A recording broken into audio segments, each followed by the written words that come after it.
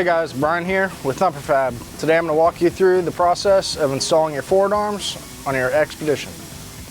To start the process, we've gone ahead and removed your OEM arms. To remove the OEM arms, you may have to remove your factory bumper and winch if applicable. Before doing so, it's always good to disconnect the battery. Once you have your factory arms removed, you're going to go ahead and begin the installation by installing your lower control arm. You'll reuse your factory bolts and just loosely tighten it into place. Don't tighten until we're finished. The next step in the installation, you'll mount your knuckle to the lower ball joint. For this installation, we're using our TF Elite ball joints, but we also offer Uniball.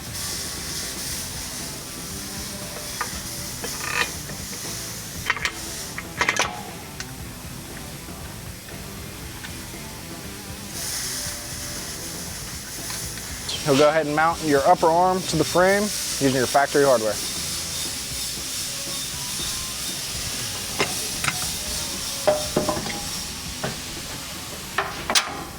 With your upper arm loosely mounted to the frame, you can go ahead and mount your upper ball joint to the knuckle using your factory hardware.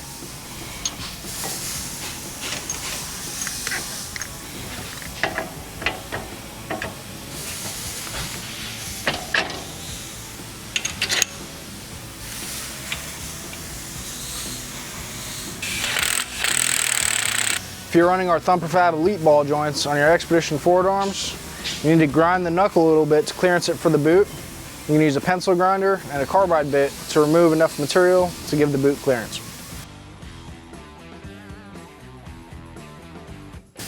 With your upper ball joint tight, you can go ahead and mount your hub, reusing your factory nut and washer.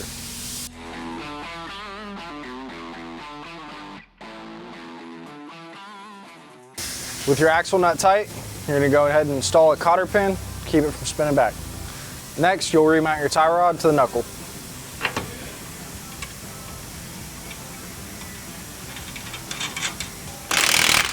With your tie rod tightened up, you can go ahead and mount your shock to your upper control arm using the factory bolt.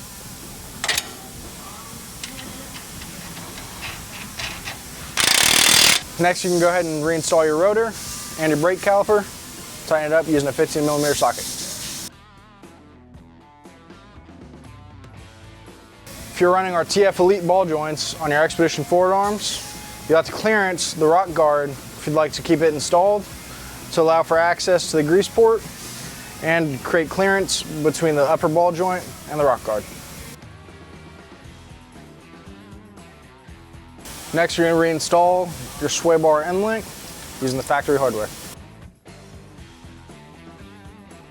The last step of the installation procedure, you'll zip tie your brake line to the provided brake line clamps, snip them off, reinstall the tires, check your toe, and you're ready to hit the trails.